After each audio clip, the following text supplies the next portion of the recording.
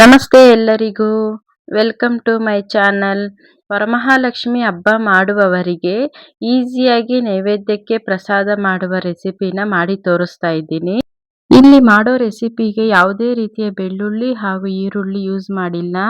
ದೇವರ ನೈವೇದ್ಯಕ್ಕೆ ಅಂತಾನೆ ಸಿಂಪಲ್ ಆಗಿ ಕ್ವಿಕ್ ಆಗಿ ಮಾಡ್ತಾ ಇದ್ದೀನಿ.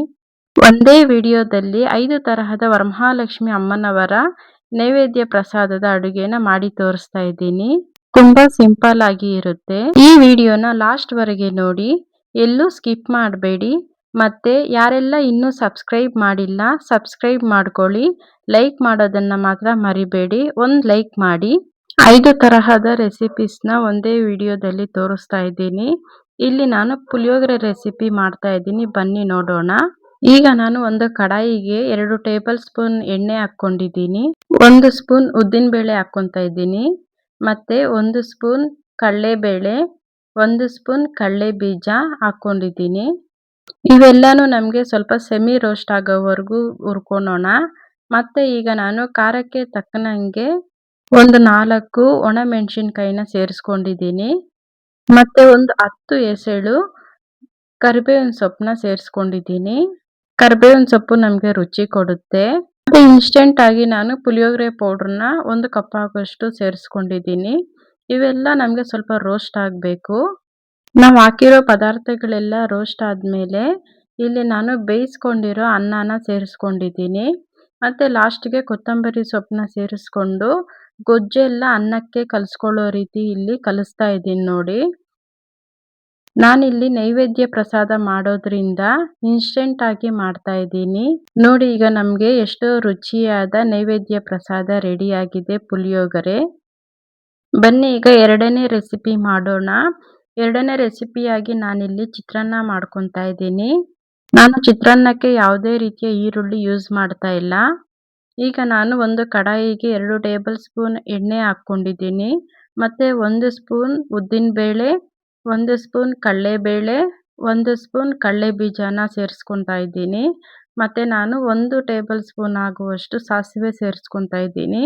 ಇವೆಲ್ಲ ಸ್ವಲ್ಪ ಸೆಮಿ ರೋಸ್ಟ್ ಆಗೋವರೆಗೂ ಸ್ವಲ್ಪ ಹುರ್ಕೊಳ್ಬೇಕು. ಸ್ವಲ್ಪ ರೋಸ್ಟ್ ಆದಮೇಲೆ ಇಲ್ಲಿ ನಾನು ಖಾರಕ್ಕೆ ತಕ್ಕನಷ್ಟು ಹಸಿಮೆಣಸಿನ್ಕಾಯಿನ ಸಣ್ಣದಾಗಿ ಹಚ್ಕೊಂಡು ಹಾಕ್ಕೊತಾ ಇದ್ದೀನಿ. ಮತ್ತು ಇಲ್ಲಿ ಒಂದು 10 ಎಸಳು ಕರಿಬೇವಿನ ಸೊಪ್ಪನ್ನ ಸೇರಿಸ್ಕೊತಾ ಇದ್ದೀನಿ. ಕರಿಬೇವಿನ ಸೊಪ್ಪು ನಮಗಿಲ್ಲಿ ಸ್ವಲ್ಪ ಟೇಸ್ಟ್ ಕೊಡುತ್ತೆ. 2 ಟೇಬಲ್ ಸ್ಪೂನ್ ಆಗುವಷ್ಟು ನಾನು ಇಲ್ಲಿ ಕೊಬ್ಬರಿ ತುರಿನ ಸೇರಿಸ್ಕೊತಾ ಇದ್ದೀನಿ. ಮತ್ತು ಒಂದು ಪಿಂಚ್ ಆಗುವಷ್ಟು ಅರಿಶಿಣದ ಪುಡಿ ಸೇರಿಸ್ಕೊತಾ ಇದ್ದೀನಿ. ಮತ್ತು ರುಚಿಗೆ ತಕ್ಕಷ್ಟು ಉಪ್ಪನ್ನು ಸೇರಿಸ್ಕೊತಾ ಇದ್ದೀನಿ. ಇವೆಲ್ಲನೂ ಸ್ವಲ್ಪ ರೋಸ್ಟ್ ಮಾಡ್ಕೊಳ್ಬೇಕು. ಸ್ವಲ್ಪ ಹುರ್ಕೊಳ್ಳಿ. ನಾನಿಲ್ಲಿ ಇನ್ಸ್ಟೆಂಟಾಗಿ ಚಿತ್ರಾನ್ನನ ಮಾಡಿ ತೋರಿಸ್ತಾ ಇದ್ದೀನಿ.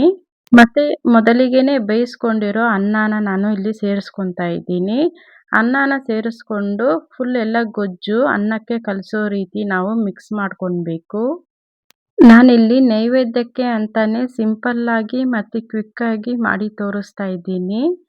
ನಾವು ರೈಸಿಂದ ಮಾಡೋ ರೆಸಿಪೀಸು ತುಂಬ ಬೇಗನೆ ಮಾಡ್ಕೊಳ್ಬೋದು. ಮತ್ತು ಇಲ್ಲಿ ಲಾಸ್ಟಿಗೆ ಕೊತ್ತಂಬರಿ ಸೊಪ್ಪನ್ನ ಹಾಕಿ ಇನ್ನೊಂದು ಸರಿ ಮಿಕ್ಸ್ ಮಾಡ್ಕೊತಾ ಇದ್ದೀನಿ ನೋಡಿ. ಗೊಜ್ಜೆಲ್ಲ ಅನ್ನಕ್ಕೆ ಚೆನ್ನಾಗಿ ಕಲಿಸ್ಕೊಳ್ಬೇಕು. ಈಗ ನಮಗೆ ನೈವೇದ್ಯಕ್ಕೆ ಪ್ರಸಾದವಾಗಿ ಚಿತ್ರಾನ್ನ ರೆಡಿಯಾಗಿದೆ.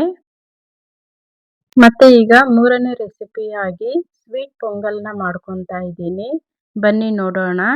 ಈಗ ಒಂದು ಕಡಾಯಿಗೆ 2 ಟೇಬಲ್ ಸ್ಪೂನ್ ಆಗುವಷ್ಟು ತುಪ್ಪನ ಸೇರಿಸ್ಕೊತಾ ಇದ್ದೀನಿ. ಮತ್ತು 1 ಸ್ಪೂನ್ ಒಣ ದ್ರಾಕ್ಷಿ ಮತ್ತು ಗೋಡಂಬಿನ ಸೇರಿಸ್ಕೊತಾ ಇದ್ದೀನಿ.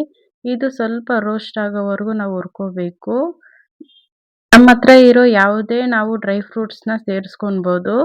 ನಾನಿಲ್ಲಿ ಒಣ ದ್ರಾಕ್ಷಿ ಮತ್ತು ಗೋಡಂಬಿನ ಸೇರಿಸ್ಕೊಂಡು ಸ್ವಲ್ಪ ಸೆಮಿ ರೋಸ್ಟ್ ಮಾಡಿಕೊಂಡು ಪಕ್ಕಕ್ಕೆ ಎತ್ತಿಕ್ಕೊತಾ ಇದ್ದೀನಿ. ನಾನು ಮೊದಲಿಗೆ ಸಿಹಿ ಪೊಂಗಲ್ಗೆ ಅನ್ನ ಮತ್ತು ಹೆಸರುಬೇಳೆನ ಬೇಯಿಸ್ಕೊಂಡಿದ್ದೆ. ಈಗ ಬೇಯಿಸ್ಕೊಂಡಿರೋ ಅನ್ನ ಮತ್ತು ಹೆಸರುಬೇಳೆನ ಕಾದಿರೋ ತುಪ್ಪಕ್ಕೆ ಹಾಕ್ಕೊಂಡು ಸ್ವಲ್ಪ ರೋಸ್ಟ್ ಮಾಡ್ಕೊತಾ ಇದ್ದೀನಿ. ತುಪ್ಪದಲ್ಲೇ ಇದನ್ನು ನಾವು ಸ್ವಲ್ಪ ಬೇಯಿಸ್ಕೊಳ್ಬೇಕಾಗುತ್ತೆ. ಈ ರೀತಿ ನಾವು ತುಪ್ಪದಲ್ಲಿ ಬೇಯಿಸೋದ್ರಿಂದ ಹಸಿ ವಾಸನೆ ಹೋಗುತ್ತೆ. ಮತ್ತು 2 ಟೇಬಲ್ ಸ್ಪೂನ್ ಆಗುವಷ್ಟು ಒಣ ಕೊಬ್ಬರಿ ತುರಿನ ಸೇರಿಸ್ಕೊತಾ ಇದ್ದೀನಿ. ಮತ್ತು ಸಿಹಿಗೆ ತಕ್ಕನಂಗೆ ನಾನು ಬೆಲ್ಲನ ಸೇರಿಸ್ಕೊತಾ ಇದ್ದೀನಿ. ನಾನಿಲ್ಲಿ 1 ಕಪ್ ಆಗೋಷ್ಟು ಬೆಲ್ಲನ ಸೇರಿಸ್ಕೊಂಡಿದ್ದೀನಿ. ನಾನಿಲ್ಲಿ 1 ಕಪ್ ರೈಸ್‌ಗೆ ಅರ್ಧ ಕಪ್ ಹೆಸರುಬೇಳೆ ಸೇರಿಸ್ಕೊಂಡು ಕುದಿಸ್ಕೊಂಡಿದ್ದೀನಿ. ಇದಕ್ಕೆ 1 ಕಪ್ ಆಗೋಷ್ಟು ಬೆಲ್ಲ ಕರೆಕ್ಟಾಗಿ ಸ್ವೀಟ್ ಸರಿ ಹೋಗುತ್ತೆ. ಇಲ್ಲಿ ಬೆಲ್ಲ ಎಲ್ಲ ಕರಗಿದ್ದಾದ್ಮೇಲೆ ನಾವು ಮೊದಲೇ ರೋಸ್ಟ್ ಮಾಡ್ಕೊಂಡಿರೋ ಡ್ರೈ ಫ್ರೂಟ್ಸ್‌ನ ಸೇರಿಸ್ಕೊಳ್ಬೇಕು. ಮೀಡಿಯಂ ಫ್ಲೇಮಲ್ಲೇ ಎಲ್ಲ ನಾವು ಬೇಯಿಸ್ಕೊಳ್ಬೇಕಾಗುತ್ತೆ. ಡ್ರೈ ಫ್ರೂಟ್ಸ್ ಎಲ್ಲ ಮಿಕ್ಸ್ ಆಗೋವರೆಗೂ ನಾವಿಲ್ಲಿ ಕಲಿಸ್ಕೊಳ್ಬೇಕು. ಈಗ ನೋಡಿ ನಮಗೆ ಎಷ್ಟೋ ರುಚಿಯಾದ ಸ್ವೀಟ್ ಪೊಂಗಲ್ ರೆಡಿ ಆಗಿದೆ. 4ನೇ ರೆಸಿಪಿ ಹೆಸರುಬೇಳೆ ಮಾಡೋಣ. ಇಲ್ಲಿ ನಾನು ಹೆಸರುಬೇಳೆಗೆ 1 ಕಪ್ ಆಗೋಷ್ಟು ಕ್ಯಾರೆಟ್ ತುರಿನ ಸೇರಿಸ್ಕೊತಾ ಇದ್ದೀನಿ. ಮತ್ತೆ 1 ಕಪ್ ಆಗೋಷ್ಟು ಸೌತೆಕಾಯಿ ಚಿಕ್ಕದಾಗಿ ಕಟ್ ಮಾಡಿಕೊಂಡು ಸೇರಿಸ್ಕೊಂಡಿದ್ದೀನಿ. ಮತ್ತೆ ಕೊಬ್ಬರಿ ತುರಿನ 1 ಕಪ್ ಆಗೋಷ್ಟು ಸೇರಿಸ್ಕೊತಾ ಇದ್ದೀನಿ. ಮತ್ತೆ ಇಲ್ಲಿ ನಾನು ಕೊತ್ತಂಬರಿ ಸೊಪ್ಪನ್ನ ಸೇರಿಸ್ಕೊತಾ ಇದ್ದೀನಿ. ಮತ್ತೆ ರುಚಿಗೆ ತಕ್ಕಷ್ಟು ನಾವು ಇಲ್ಲಿ ಹಸಿಮೆಣಸಿನಕಾಯಿ ಸೇರಿಸ್ಕೊಳ್ಬೇಕು. ನಾನು ಒಂದು 2 ಹಸಿಮೆಣಸಿನಕಾಯಿ ಸಣ್ಣದಾಗಿ ಕಟ್ ಮಾಡಿ ಸೇರಿಸ್ಕೊಂಡಿದ್ದೀನಿ. ಮತ್ತೆ ಇಲ್ಲಿ ಅರ್ಧ ಸ್ಪೂನಷ್ಟು ಉಪ್ಪನ್ನು ಸೇರಿಸ್ಕೊಳ್ಬೇಕು. ನಾನು ಇಲ್ಲಿ ಮಾಡೋ ಎಲ್ಲ ಪದಾರ್ಥಗಳಿಗೂ ಕೊಬ್ಬರಿನ ಸೇರಿಸ್ಕೊತಾ ಇದ್ದೀನಿ. ಯಾಕಂದರೆ ನಾವು ಇಲ್ಲಿ ನೈವೇದ್ಯ ಪ್ರಸಾದವಾಗಿ ಮಾಡ್ತಾ ಇರೋದ್ರಿಂದ ಎಲ್ಲೂ ಸಹ ಈರುಳ್ಳಿ ಬೆಳ್ಳುಳ್ಳಿನ ಯೂಸ್ ಮಾಡ್ತಾ ಇಲ್ಲ. ನೋಡಿ ಈಗ ಹೆಸರುಬೇಳೆ ಕೋಸಂಬರಿ ರೆಡಿ ಆಗಿದೆ. ಇಲ್ಲಿ 5ನೇ ರೆಸಿಪಿಯಾಗಿ ಮೊಸರನ್ನ ಮಾಡ್ತಾ ಇದ್ದೀನಿ. ಮೊದಲೇ ನಾನು ಅಕ್ಕಿನ ನೆನೆಸ್ಕೊಂಡು ಬೇಯಿಸ್ಕೊಂಡು ಪಕ್ಕದಲ್ಲಿ ಇಟ್ಕೊಂಡಿದ್ದೆ. ಈಗ ಆ ಅನ್ನಕ್ಕೆ ನಾನು 1 ಕಪ್ ಆಗೋಷ್ಟು ಮೊಸರನ್ನ ಸೇರಿಸ್ಕೊಂಡಿದ್ದೀನಿ. ಮತ್ತೆ 1 ಕಪ್ ಆಗೋಷ್ಟು ಕಾಯಿಸ್ಕೊಂಡಿರೋ ಹಾಲನ್ನ ಸೇರಿಸ್ಕೊಂಡಿದ್ದೀನಿ. 1 ಕಪ್ ಆಗೋಷ್ಟು ತುರ್ಕೊಂಡಿರೋ ಕ್ಯಾರೆಟ್ ತುರಿನ ಸೇರಿಸ್ಕೊಂಡಿದ್ದೀನಿ. ನೆಕ್ಸ್ಟು 1 ಕಪ್ ಆಗೋಷ್ಟು ಸೌತೆಕಾಯಿ ಚಿಕ್ಕದಾಗಿ ಕಟ್ ಮಾಡಿಕೊಂಡು ಸೇರಿಸ್ಕೊತಾ ಇದ್ದೀನಿ.